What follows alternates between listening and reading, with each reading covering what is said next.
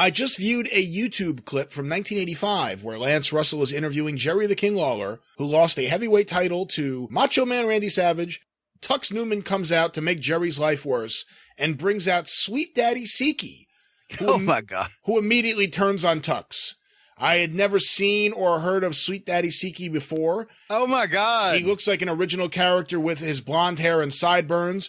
While Googling pictures of him, he looks like a cross between superstar Billy Graham and Macho Man Randy Savage. I understand he was a big star in Canada. Do you know anything about who he had the biggest feuds with or some interesting facts about his wrestling career?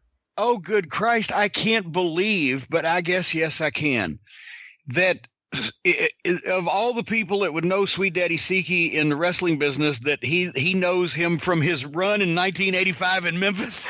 It's like fucking knowing Frank Sinatra for a fucking walk-on cameo on a Dean Martin Christmas special. You know, did you ever see that when he was in Memphis?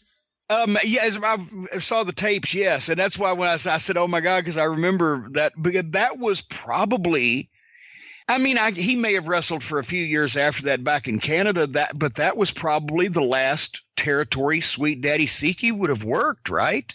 Just about. And, you know, we've talked on a super podcast about really bad turns, like the new Budokan. Sweet Daddy Siki's built up by Tux Newman. And he comes in, and his first interview, he basically says, I have no problem with Jerry Lawler. I like him. He came up to Canada, and he did some charity stuff with me. His first interview, he turns babyface right away. You know, and we ought to remind me to try to ask Lawler about that and see if he remembers what, because, I mean, that could have been anything from, you know, they changed their mind, you know, at the last minute. He was booked that week as a heel, and they wanted to make him babyface because he was a black guy in Memphis. So they may have said, wait a minute, we'll just have an interview and explain it. And who knows?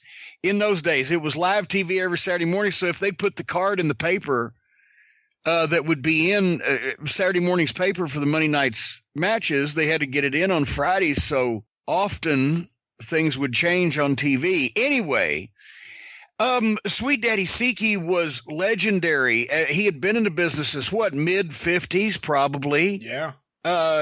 You know, that's why Memphis was his last territory, but he was huge in Canada, Toronto, the Detroit territory with the Sheik and even before Sheik, but when business was huge and Detroit was one of the top 5 wrestling cities in the country.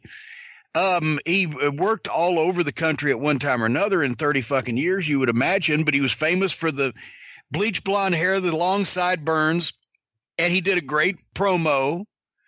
And he was, you know, he was a heel at first, but then, you know, depending on the territory, I guess sometimes he was always a heel, but he got to be a babyface after a while because he'd just been around and been on the top so long, and he was colorful and he could cut the fucking promo. What else can I say without quoting specific chapter and verse? And he did country music, right? Yeah, he put out released a couple of records. Yeah.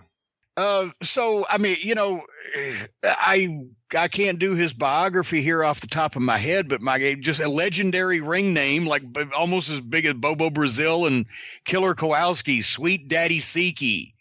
That's what there was 20 million Sweet Daddy Malcolm Monroe was because of Sweet Daddy. There was 20 million Sweet Daddies and Sweet Mans. And you know, Ernie Ladd, I'm sure, had to take a lot of stuff from Sweet Daddy Siki, wouldn't you have thought? You would think so. Promo-wise? Yeah. Am I wrong in thinking, I know Ron Hutchinson is the name most commonly associated with it, but did Sweet Daddy Siki have a hand in the training of guys like Edge and Christian and maybe Rhino?